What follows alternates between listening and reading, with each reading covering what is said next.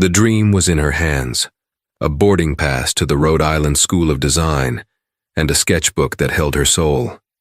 The nightmare started with one man's venomous sneer. For 17-year-old Amara, the bustling airport terminal became a stage for a brutal public humiliation, orchestrated by a security officer drunk on the tiny taste of power his uniform provided. He tore apart her belongings, mocked her art as if it were contraband, and branded her a threat for all to see. He thought he was demonstrating his authority. What he didn't know was that 30,000 feet above, Amara's father was already turning his private jet around. The real lesson in power was about to begin, and it was moments from landing with the full force of a billionaire's fury. Before we begin, comment where you are watching from today and make sure to subscribe because tomorrow's story is one you don't want to miss. Now let's get into it. John F. Kennedy International Airport was a universe unto itself, a swirling galaxy of languages, emotions, and destinations, all humming under the constant, impartial gaze of the departures board. For Amara Jenkins, it was the threshold to her future. At 17, she possessed a quiet confidence that flowed from her fingertips onto the pages of the worn, leather-bound sketchbook she carried everywhere. Inside were not just drawings but worlds, fantastical cityscapes, intricate portraits that captured the souls of strangers, and designs for clothing that flowed with impossible grace. This sketchbook was her passport, and the ticket in her other hand for American Airlines Flight 1412 to Providence was the visa. She'd earned this. Countless late nights, sacrificed weekends, and a portfolio that had made the admissions board at RISD's summer intensive program sit up and take notice. Her father, Julian, had wanted to fly her there on his jet, but Amara had insisted on going commercial.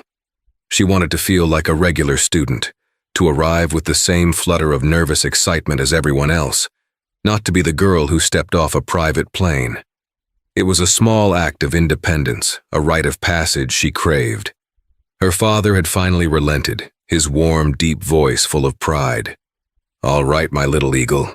Fly on your own wings. Just call me the second you land." Amara smiled at the memory as she approached the gate for her flight. The controlled chaos of the terminal was invigorating.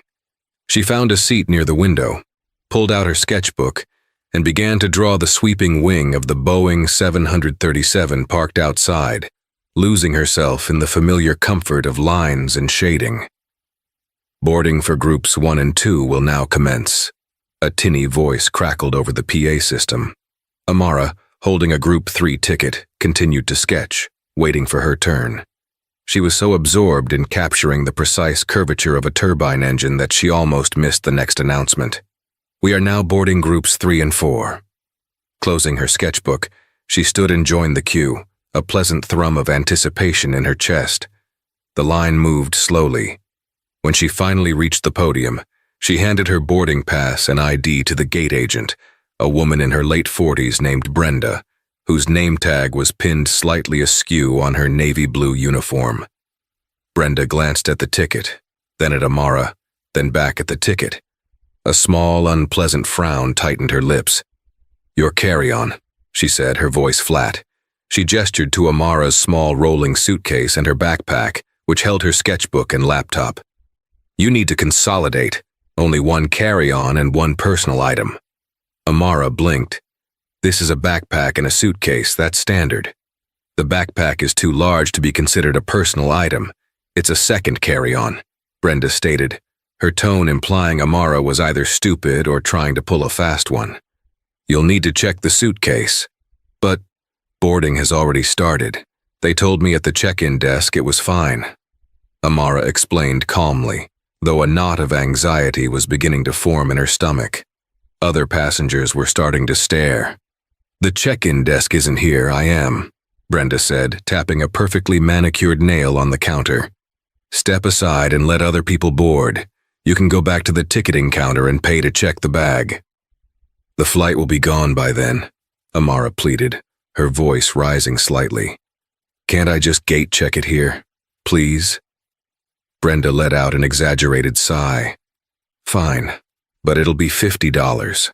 She looked Amara up and down, her gaze lingering on the teen's ripped jeans and paint-splattered hoodie. "If you can afford it." The condescension in her voice was a physical slap. Amara felt a hot flush of embarrassment and anger creep up her neck. She was about to reach for her wallet when a man in a crisp TSA uniform stepped forward. He had been observing the interaction from a few feet away, a look of sour boredom on his face. "Is there a problem here, Brenda?" he asked, though his eyes were fixed on Amara. "This passenger is holding up the line with an oversized bag and a bad attitude," Brenda reported, her voice taking on a martyred tone. The officer's name tag read Miller. He was a man of medium height and build, but he carried himself with an air of inflated importance. He turned his full attention to Amara, and the bored look was replaced by one of predatory interest. "What's your name, miss?" he asked, his voice a low drawl that was meant to be intimidating. "Amara Jenkins." "Amara Jenkins," he repeated slowly, tasting the name. "And what seems to be the issue? Can't follow the airline's rules?" "There is no issue," Amara said, forcing her voice to remain steady. "The agent said my backpack was too big. I was just surprised because I've flown with it many times." Officer Miller smirked. "Well, today's your lucky day. You get a lesson in airport regulations." He gestured for her to step out of the line completely. "Come with me. We need to have a little chat." The knot in Amara's stomach tightened into a cold ball of dread. This wasn't about a backpack anymore. She could feel it. As he led her away from the gate and the murmuring line of passengers, she felt dozens of pairs of eyes on her back, painting her as a problem, a disruption, a criminal. Her dream, which had been so bright and clear just moments before, was starting to look very far away. Officer Miller led Amara not to a quiet corner for a simple bag check, but to a sterile, gray-walled area just off the main concourse, designated for secondary screenings. The area was conspicuously public, separated from the bustling terminal by only a half wall of frosted glass. It was a stage, and Miller was its self-appointed director. "All right, Amara Jenkins," he began, snapping on a pair of blue latex gloves with a loud, theatrical snap. "Let's see what we've got here. Place all your belongings on the table, slowly." His tone was laced with a venomous insinuation that struck Amara to her core. She was a 17-year-old artist on her way to an art program, not a smuggler. Yet, under his accusatory gaze, she felt a profound sense of guilt, as if she had done something terribly wrong. With trembling hands, she placed her small suitcase on the stainless steel table, followed by her backpack. "Suitcase first," he commanded. He unzipped it with a rough tug and began rummaging through her neatly folded clothes, pulling out jeans, sweaters, and t-shirts and tossing them unceremoniously onto the table. He picked up a pair of her underwear with the tips of his gloved fingers, holding it up for a moment with a disdainful sneer before dropping it. The act was so gratuitously demeaning that Amara had to bite her lip to keep from crying out. She could feel the stares of passers-by, their curiosity turning to pity or suspicion. "Nothing in here," he announced loudly, as if he had expected to find a hidden cache of contraband. "Now for the backpack." Amara's heart pounded against her ribs. Her backpack was her sanctuary. It held her laptop, her expensive drawing pencils, and most importantly, her sketchbook, the repository of her dreams and her soul. Miller unzipped the main compartment and pulled out her MacBook, turning it over and over as if it were a strange artifact. "Expensive laptop for a kid," he muttered, more to himself than to her. He then plunged his hand back in and his fingers closed around the leather-bound sketchbook. He pulled it out and held it up. "What's this? Some kind of diary?" "It's my sketchbook," Amara said, her voice barely a whisper. "It's for my art program." A cruel smile played on Miller's lips. "An artist," he said, drawing the word out mockingly. He opened the book, his grimy gloves a desecration against the clean white paper. His eyes, devoid of any appreciation for art or beauty, scanned her intricate drawings. He saw a detailed sketch of an elderly man she'd seen on the subway, his face a roadmap of a long life. He saw a design for a dress inspired by the architecture of a forgotten temple. He saw a portrait of her father, capturing not just his likeness but the deep love and strength in his eyes. Miller scoffed. He flipped through the pages dismissively, his rough handling threatening to tear the delicate paper. He stopped at a page filled with charcoal studies of human hands in various positions. "Looks suspicious to me," he declared, his voice booming in the open space. "Strange symbols and codes." "They're just hands," Amara protested, her voice shaking with a mixture of fear and fury. "I'm practicing anatomy, for drawing." "That's what they all say," Miller shot back, his authority swelling with every head that turned to watch the drama unfold. He held the book up for Brenda, the gate agent, who had drifted over to enjoy the show. "See this? Could be gang signs. You never know these days." Brenda gasped theatrically, playing her part. "Oh my goodness, you have to be so careful." The humiliation was a physical weight, pressing down on Amara, stealing the air from her lungs. This man was twisting the most precious parts of her identity into something ugly and threatening. He wasn't just searching her bag, he was violating her spirit. An older woman in the boarding line, seeing the girl's distress, stepped forward. "Excuse me, officer," she said, her voice gentle but firm. "She's just a child. This seems incredibly excessive. It's clearly just a drawing book." Miller wheeled on her, his face contorted with rage at being challenged. "Ma'am, this is a TSA security matter. Are you attempting to interfere with a federal officer in the performance of his duties? Because I can have you detained as well." The woman, chastened and intimidated, retreated back into the line, casting a helpless, apologetic look at Amara. The small spark of hope she had offered was extinguished, leaving Amara feeling more alone than ever. A college-aged kid standing nearby, however, was less easily intimidated. He discreetly raised his phone, angling it to get a clear shot of Miller, the girl, and the open sketchbook. The injustice was too blatant to ignore. He hit record. Miller, high on his power trip, turned back to Amara. He took her sketchbook, her pencils, her laptop, and her phone, placing them in a separate gray bin. "I'm confiscating these items pending further investigation," he announced. "And you are being detained for questioning. You're a potential security risk."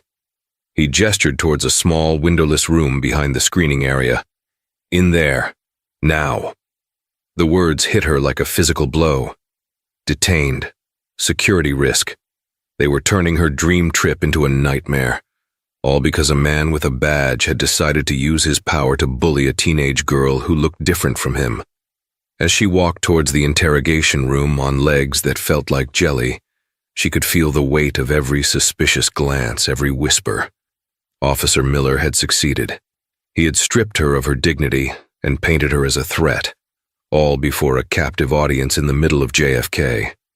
The interrogation room was small, cold, and smelled faintly of disinfectant and stale coffee. It contained nothing but a metal table and 3 chairs bolted to the floor. The door clicked shut behind her, a sound of grim finality that echoed in the sudden, oppressive silence. The vibrant energy of the airport was gone, replaced by a suffocating stillness.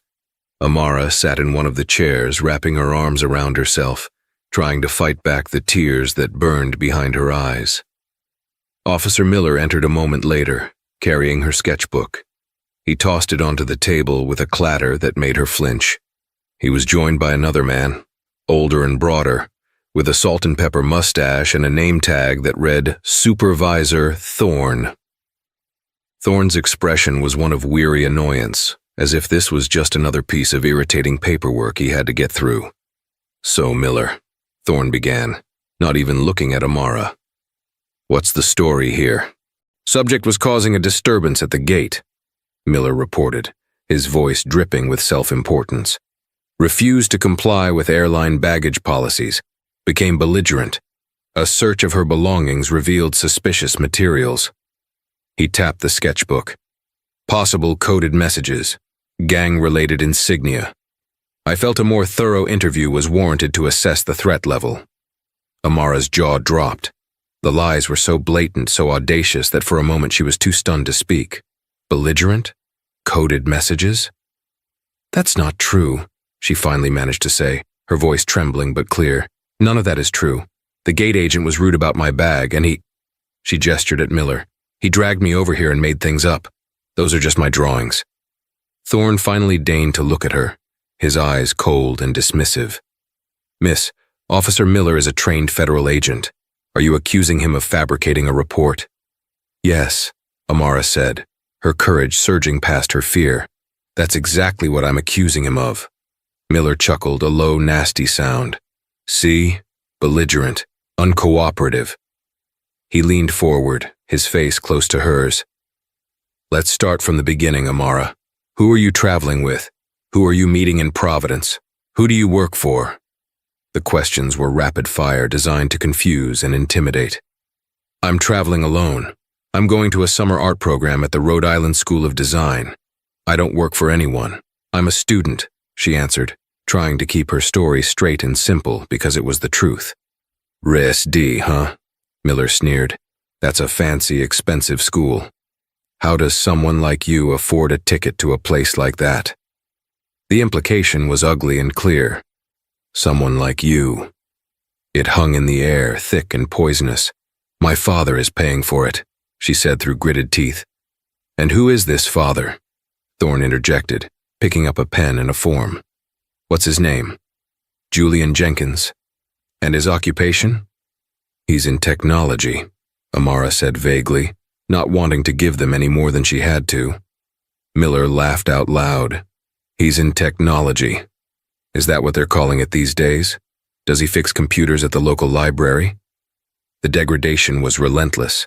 Every word was a small paper cut, designed to make her bleed out her composure and self-worth. Amara thought of her father, a man who had built an empire from nothing, a man who commanded respect in boardrooms around the world, who had taught her to be strong and proud. The thought of him gave her a sliver of strength. "I'm 17 years old. I'm not a security threat. I'm a student. You have no right to keep me here. My flight is going to leave," she stated, looking directly at Supervisor Thorne, appealing to the senior officer's sense of reason. Thorne, however, just sighed. He was content to let Miller run his little power play. It was easier than contradicting his subordinate and dealing with the subsequent complaint. "We have every right, young lady," Thorne said wearily. "We can hold you for as long as we deem necessary to ensure the safety of the other passengers. Now cooperate with Officer Miller's questions, and maybe you can make the next flight." The hope of making her flight was gone. The injustice of it all was a bitter pill in her throat. She had done nothing wrong. Her only crime, it seemed, was existing in a way that offended Officer Miller's narrow worldview. "You get one phone call," Miller said with a malicious grin, pushing the landline phone on the table towards her. "Better make it a good one. Call Mommy or Daddy to come pick you up." Amara's hands shook as she picked up the receiver. There was only one person to call. She knew his number by heart. She punched in the digits, her heart hammering with a desperate plea. "Please pick up. Please, Dad." The phone rang once, twice, and then his voice, calm and familiar, came on the line. "Amara, you're calling from a landline. Is everything okay, sweetheart?" Tears finally welled in her eyes, hot and stinging. "No, Dad," she whispered, her voice cracking. "It's not okay. I'm at JFK. They pulled me out of the boarding line. A TSA agent. He's keeping me in a room. He says I'm a security risk. He took my sketchbook." She could hear the change in his voice instantly. The warmth was replaced by a sheath of ice-cold steel. There was no panic, only a terrifying, focused calm. "Listen to me very carefully, Amara. What is the name of the officer?" She glanced at Miller's tag. "Miller, Officer Miller."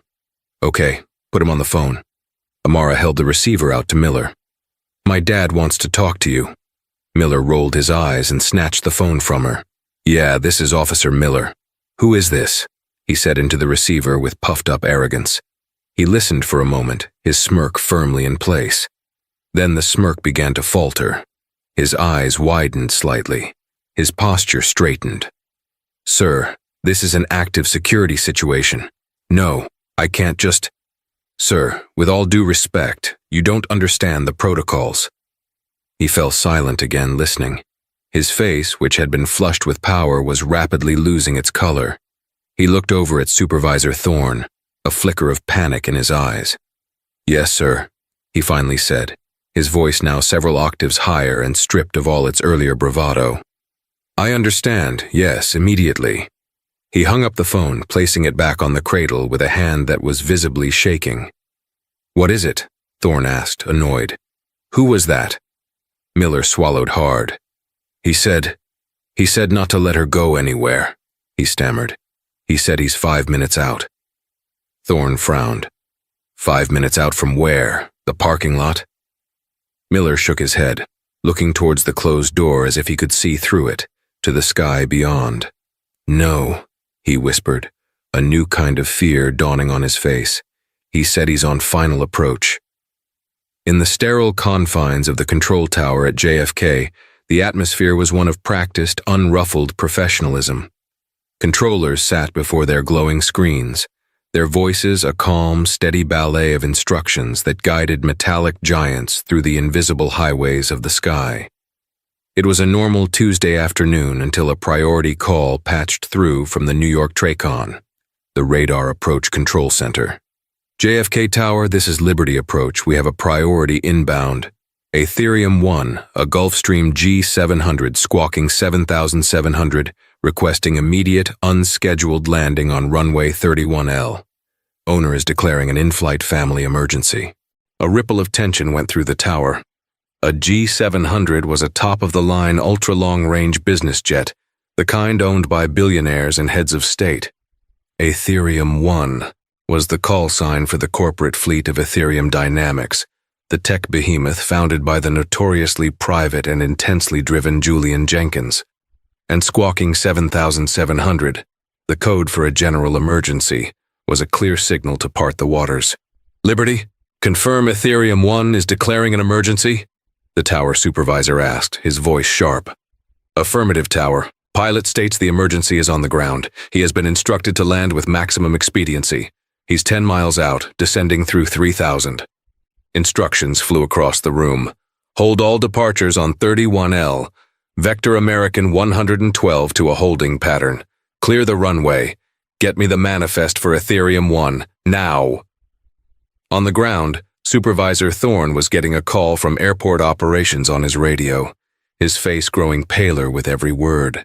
He looked at Miller, who was now sweating profusely, and then at Amara, who sat quietly, unaware of the storm she was at the center of. "What in God's name did you do, Miller?" Thorne hissed, his voice a low, furious whisper. "I was following protocol," Miller insisted, his voice cracking. "She was suspicious." "Suspicious?" Thorne's voice dripped with scorn. "Did you run her name? Did you do anything other than play big shot in front of the passengers?" Before Miller could answer, the door to the interrogation room burst open. A harried-looking airport official in a suit, Marcus Cole, the Deputy Director of Port Authority Operations at JFK, rushed in. His eyes scanned the room, landing on Amara. "Is this her? Is this Amara Jenkins?" he demanded, his gaze frantic. Thorne stood up. "Yes, sir. We were just questioning her." "Are you out of your minds?" Cole exploded, his face red. "Do you have any idea who you just detained? Ethereum 1 just landed on 31L. It broke 3 FAA regulations on its approach to get here. We have a Gulfstream G700 sitting on the tarmac, and its owner is Julian Jenkins, and he is on his way here right now to get his daughter." The name landed in the small room with the force of a physical blow. Julian Jenkins, not just a man in technology. He was the man in technology, a titan of the industry, a visionary whose company held patents that were integral to nearly every piece of modern communication.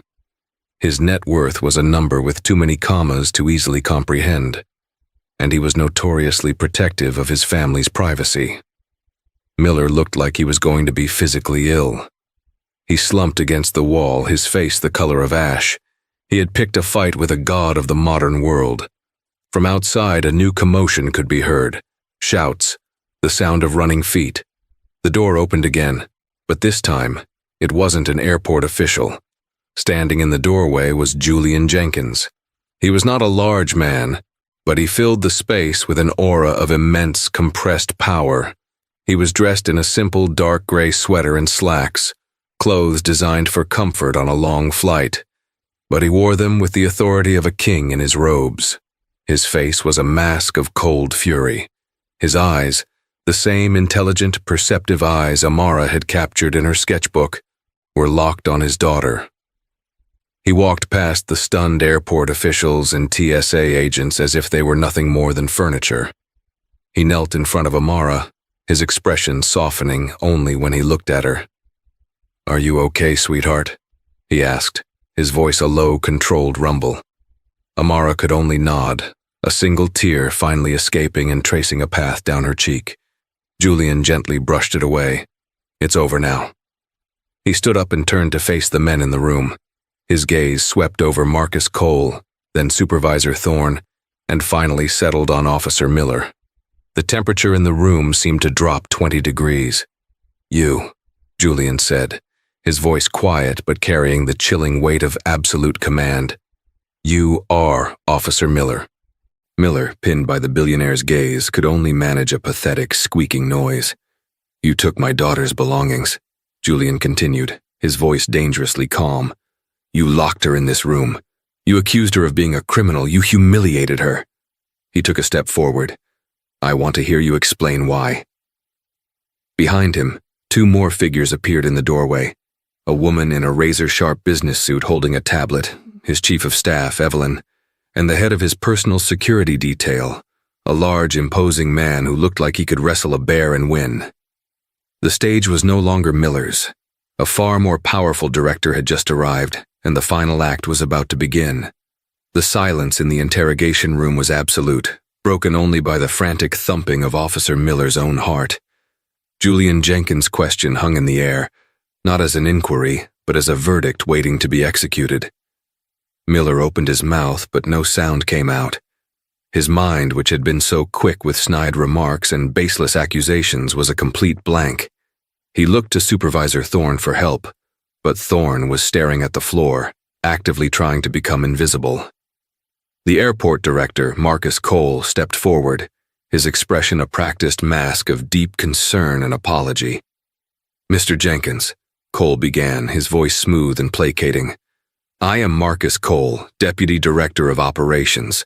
On behalf of the Port Authority and the TSA at JFK, I want to offer my most sincere and profound apologies for this unacceptable misunderstanding." Julian didn't even glance at him. His eyes remained fixed on Miller. "I wasn't speaking to you," he said, his voice cutting through Cole's corporate pleasantries like a shard of glass. "I was speaking to him." He pointed a finger at Miller. "I want to hear his justification. I want him to look me in the eye and tell me what threat my 17-year-old daughter posed to the national security of the United States." Evelyn, his chief of staff, stepped forward silently and began recording on her tablet. The red dot of the camera was like a sniper's laser, aimed directly at Miller's crumbling composure. Miller swallowed, his Adam's apple bobbing. "Sir, we have protocols. Her bag was flagged by the gate agent. Her behavior was uncooperative." "Uncooperative?"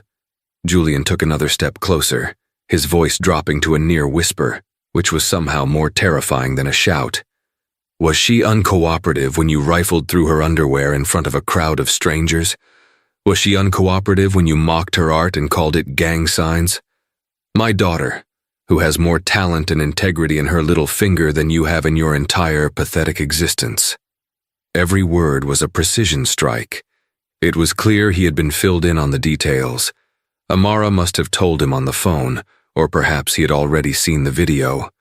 Leo, the student who had been filming, had uploaded it the moment Miller had dragged Amara into the room. It was already rocketing across social media, tagged with #JusticeForAmara and #JFKSame. "And you," Julian said, finally turning his glacial gaze to Supervisor Thorne. "You are his superior. You stood here and allowed this to happen. You validated his lies and intimidation. You are complicit in every single part of this." Thorne flinched as if struck. "Sir, I was simply trying to ascertain the facts." "The facts?" Julian's laugh was a short, sharp, ugly sound. The facts are that your officer engaged in a disgusting abuse of power, likely motivated by racial bias, and you did nothing to stop him. In fact, you enabled him." He turned back to Evelyn. "Evelyn, get our legal team on the phone. All of them. Get the CEO of American Airlines on the phone, and get me the head of the Transportation Security Administration in Washington. I want them all on a conference call in 10 minutes. He then looked at Marcus Cole. "Mr. Cole, you have 2 minutes to return every single one of my daughter's confiscated belongings to this table, including her sketchbook, completely unharmed. Then you will have these 2 officers' badges and credentials. They are not to set foot in this airport again, pending the full force of the lawsuit I am about to bring against every agency involved in this." Cole, seeing his career flashing before his eyes, nodded frantically. "Right away, Mr. Jenkins. Of course." He practically ran from the room, barking orders into his radio. Julian walked to the table and picked up Amara's sketchbook, which Miller had left there. He handled it with a reverence that was a stark contrast to Miller's earlier contempt. He opened it to the portrait Amara had drawn of him and looked at it for a long moment. He then turned to his daughter, his expression finally softening as he showed her the drawing. "He didn't break your spirit, did he, sweetheart?" Amara shook her head, a watery smile finally reaching her lips. "No, Dad, he didn't." "Good girl." Within a minute, a flustered junior TSA agent scurried in and placed Amara's laptop, pencils, and phone on the table. Marcus Cole returned, holding Officer Miller's and Supervisor Thorne's ID badges in his hand like they were toxic materials. He placed them on the table. "They have been suspended, effective immediately, Mr. Jenkins," Cole said, his voice trembling slightly.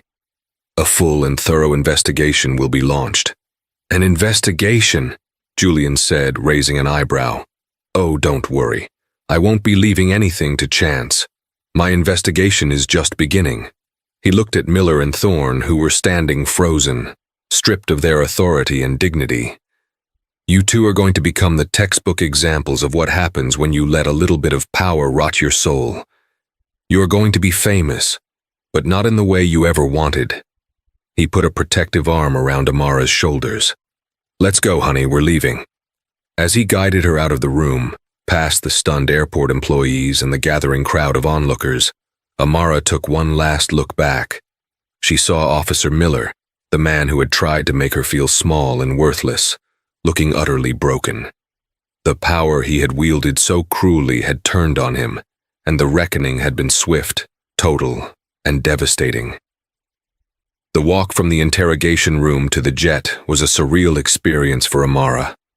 Her father's arm was a shield around her, his personal security detail parting the sea of onlookers like a human battering ram. Whispers and the flash of cell phone cameras followed them. But for the first time, Amara didn't feel like a spectacle of shame. She felt vindicated.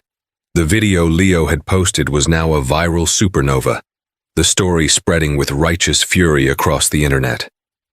By the time they reached the private tarmac where the gleaming Gulfstream G700 waited, its engines humming softly, the world was already roaring on her behalf.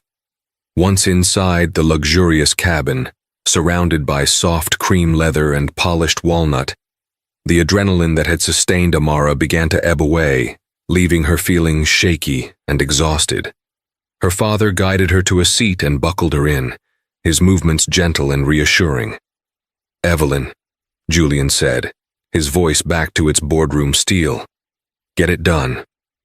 Evelyn, already seated and typing furiously on her tablet, nodded without looking up.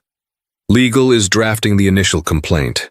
It names Miller, Thorne, the TSA, and the Port Authority of New York and New Jersey. We're filing for damages, but more importantly, we're petitioning for a court-mandated overhaul of their sensitivity and anti-bias training programs. I've already spoken to the press contacts at the Times and the Post. They're running with it for the morning editions.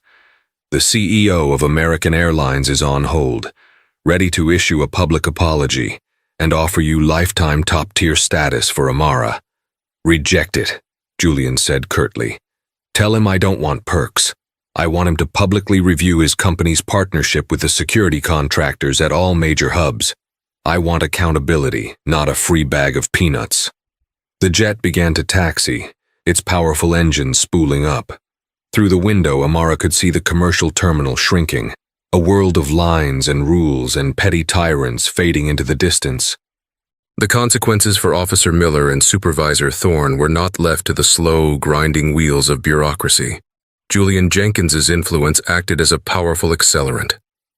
Before their jet had even reached cruising altitude, the national head of the TSA had issued a public statement condemning the officer's actions and promising immediate and decisive action. For Miller, the unraveling was swift and brutal. His suspension became a termination within 24 hours. He was fired not for racism, which was hard to prove in a hearing, but for gross misconduct, falsification of a report, and conduct unbecoming of a federal officer. The viral video was undeniable proof. His union representative, after watching the clip, told him there was nothing he could do. Miller found his face plastered all over the news. He was doxxed online. People recognized him on the street, pointing and shouting. He had to deactivate his social media, but the damage was done. He tried to find other work in law enforcement, but no department would touch him. The name Miller was now synonymous with the arrogant abuse of power. The man who had sought to make a teenage girl feel powerless was now completely and utterly powerless himself. Within a few months, he was working a night shift as a security guard at a desolate warehouse complex, a bitter, forgotten man haunted by a 5-minute interaction that had incinerated his life. Brenda, the gate agent who had started it all, was also fired by American Airlines. The company, desperate to distance itself from the PR nightmare, cut her loose immediately. She complained to her friends that she had done nothing wrong, that she was just following the rules, but no one was sympathetic. Her casual cruelty had made her an accomplice, and she paid the price. Supervisor Thorne's fate was more nuanced, and in some ways more fitting. He wasn't fired. Julian's legal team made a specific recommendation, which the TSA, eager to placate the billionaire, accepted. Thorne was demoted. He was stripped of his supervisory role and reassigned. His new job was to oversee the development and implementation of the mandatory new national anti-bias training program, which the media quickly dubbed the Amara Initiative. Every day, Thorne had to sit in meetings and review materials that used the video of his own failure as a case study in what not to do. He was forced to spend the rest of his career confronting the very prejudice he had tacitly allowed, a constant, humiliating reminder of his inaction. The lawsuit proceeded, not as a quest for money, but as a lever for change. The Jenkins family's lawyers were relentless. They deposed dozens of employees, uncovered a pattern of similar complaints that had been buried, and forced the Port Authority and the TSA to agree to a landmark settlement. The terms were not financial. They were structural. The settlement mandated the creation of a new, independent civilian oversight committee at JFK, improved camera coverage in screening areas, and most importantly, the nationwide rollout of the Amara Initiative. Julian Jenkins had used his immense power not just to avenge his daughter, but to dismantle a small part of the system that had allowed her to be wronged. The karma wasn't just a simple eye for an eye. It was a cascading series of events that forced an entire institution to look in the mirror. The weeks following the incident at JFK were a whirlwind for Amara. She was no longer just an anonymous art student. She was a symbol. News outlets wanted to interview her. Activist groups wanted her to speak at rallies. Her social media was flooded with messages of support from people all over the world who had faced similar, smaller humiliations and had never been heard. Initially, the attention was overwhelming. She just wanted to go to RISD, to lose herself in her art. But sitting with her father in his quiet, minimalist office overlooking Central Park one evening, she realized something profound. "They see themselves in me, Dad," she said, scrolling through the hundreds of stories people had shared with her. All these people. It wasn't just about me and that horrible man. It was about all of them too. Julian nodded, his expression full of a deep fatherly pride that was worth more to her than all his billions. "Power is a tool, Amara. You can use it to build things or to break things. Miller used his to try and break you. Now you have a different kind of power. The question is, what are you going to build with it? That conversation was a turning point. Amara, with the guidance of her father and his formidable team, decided to embrace her new role. She agreed to one major interview with a respected journalist known for her integrity.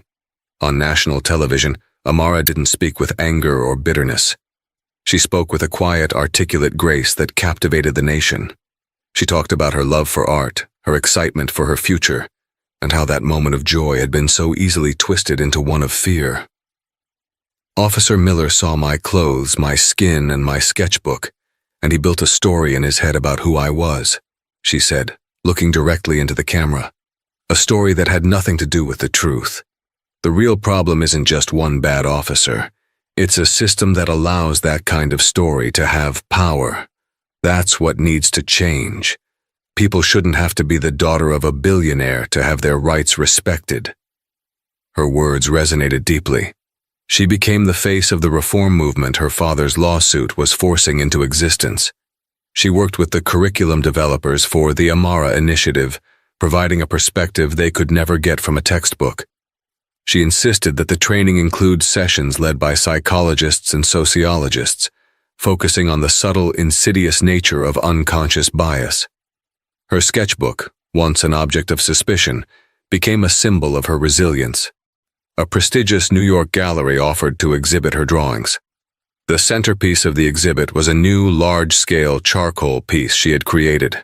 It was a stunningly detailed rendering of the JFK departures board, but instead of flight numbers and destinations, each line contained a fragment of the stories people had sent her.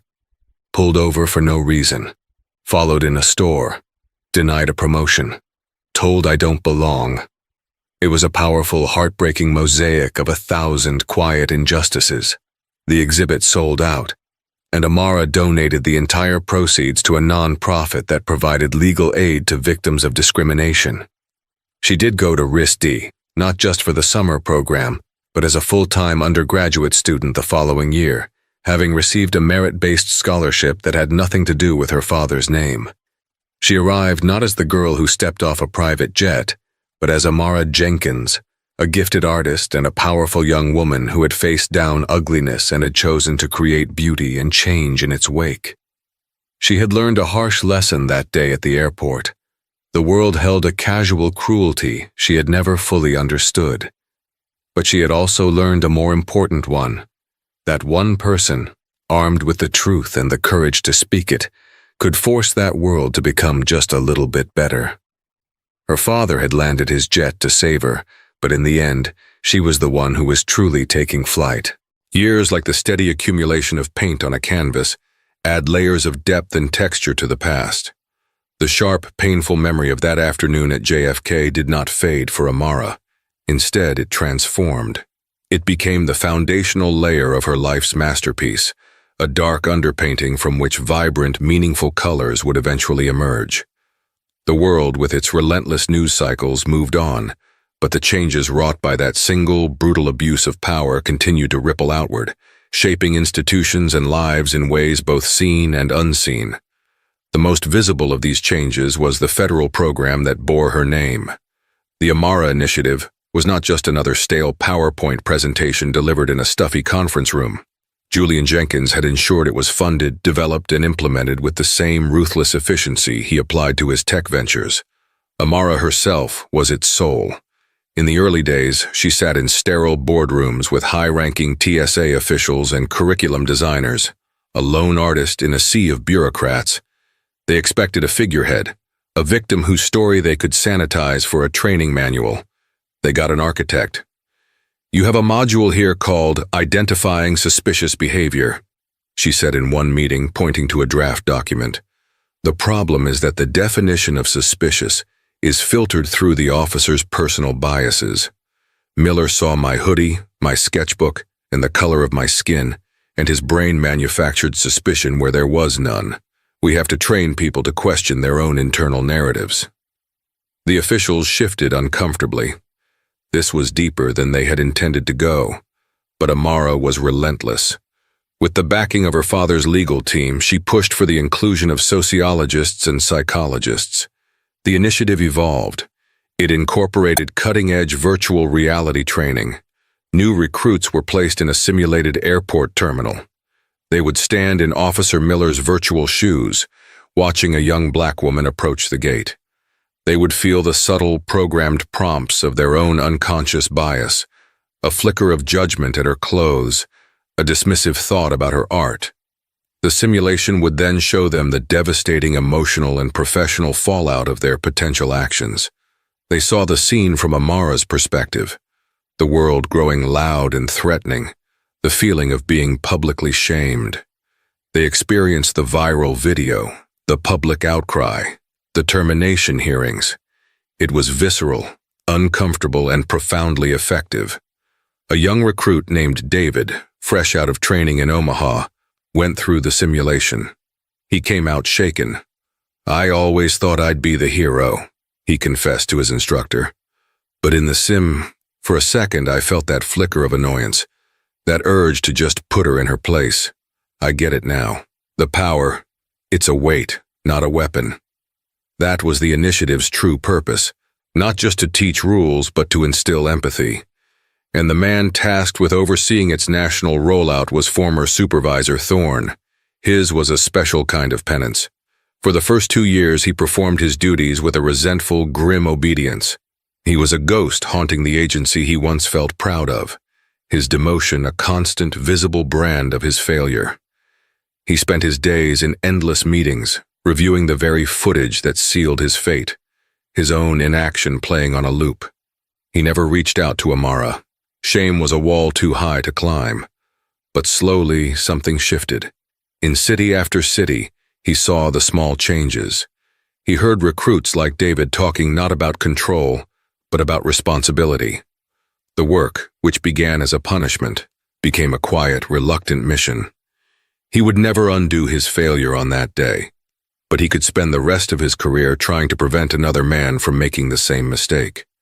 It wasn't redemption, but it was the closest he would ever get. While the system was being slowly reshaped, Amara was building a world of her own. She graduated from RISD with high honors, her name already known in the art world not just for her story, but for her breathtaking talent. Her first solo gallery exhibition in Chelsea was titled Gate 3B, a direct confrontation with her past. The collection was not about victimhood, it was about perception.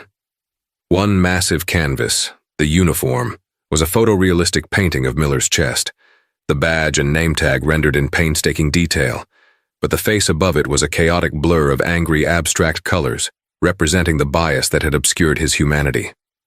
Another piece, the sketchbook, was an installation of dozens of her drawings suspended in midair, each one lit to show its intricate beauty, reclaiming the art he had tried to defile. Critics hailed it as a triumph of resilience, a transformation of trauma into transcendent art.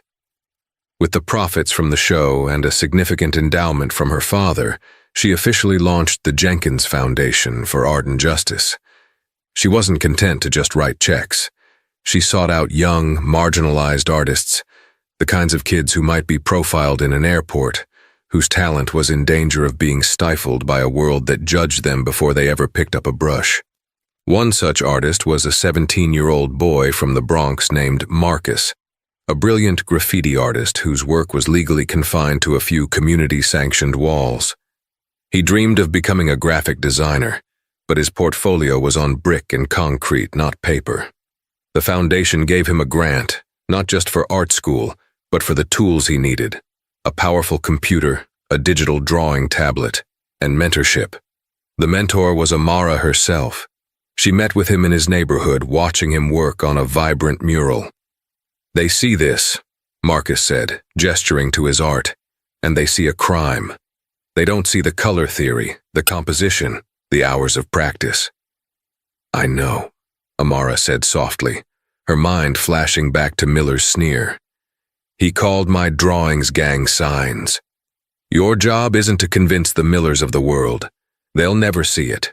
Your job is to make your art so powerful that they become irrelevant." She helped him build his portfolio, guiding his raw talent into a disciplined craft. When he was accepted into the Pratt Institute, Amara felt a joy as pure and profound as any she had felt for her own success. She was using her power to open the gates for others, ensuring their dreams had a chance to board.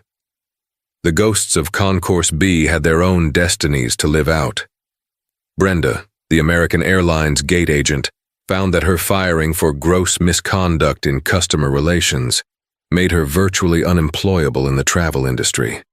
She ended up working in a vast, impersonal call center for a credit card company, spending 8 hours a day being yelled at by strangers for declined charges and late fees. She, who had reveled in her small measure of authority, now had none. She had to be polite, obsequious, and apologetic to people who treated her with the same casual disdain she had once shown Amara. She never connected the dots, never saw the karmic justice. In her mind, she was the victim, a casualty of a billionaire's overreaction.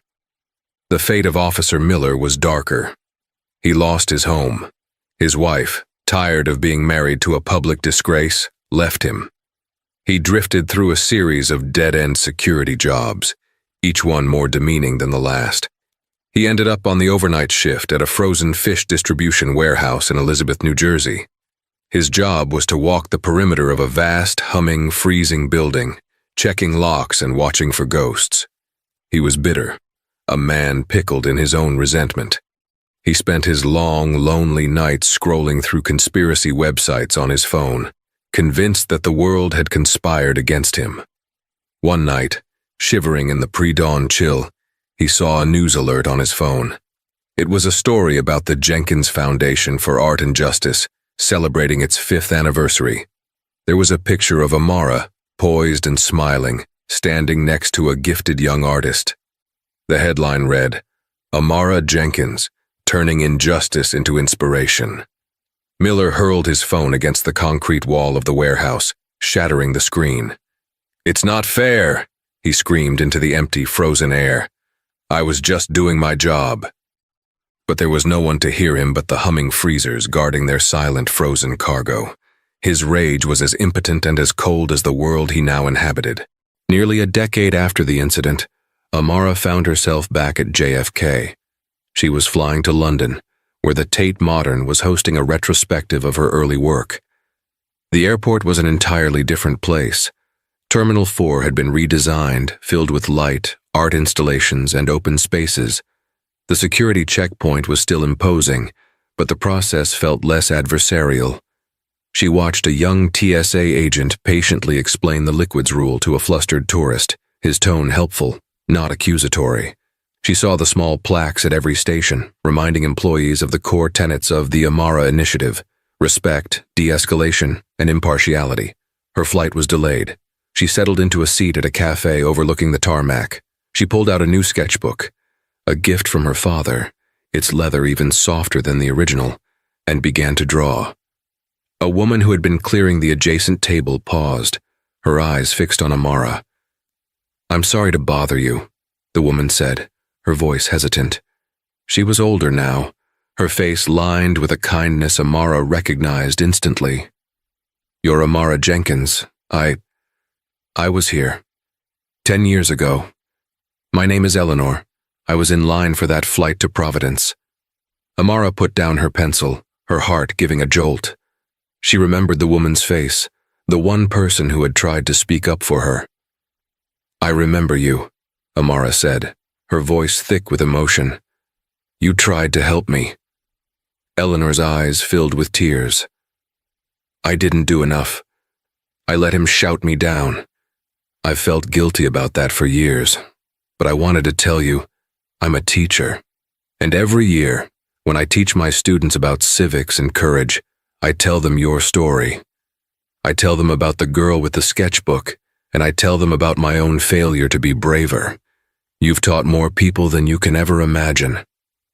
They spoke for a few more minutes, two strangers bound by a shared moment of ugliness that had, in its own way, blossomed into something beautiful. After Eleanor left, Amara sat for a long time, the sketchbook forgotten on her lap. Her father's dramatic arrival in his jet had been the moment of rescue, the thunderclap of karma. But this quiet conversation, the story of a teacher sharing a lesson of courage, the sight of a TSA agent showing kindness, This was the echo. This was the justice that truly mattered. It wasn't a single explosive event. It was a million tiny changes in the hearts of ordinary people. Her flight was finally called. As Amara walked towards her gate, she felt a profound sense of peace.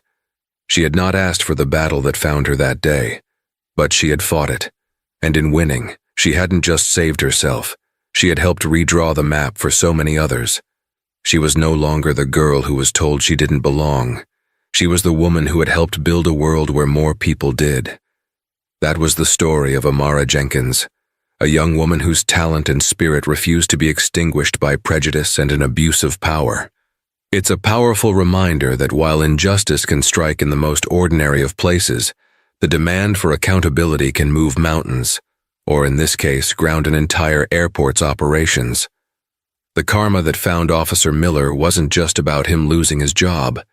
It was about the system itself being forced to change, ensuring his brand of petty tyranny would be far less likely to ever happen again.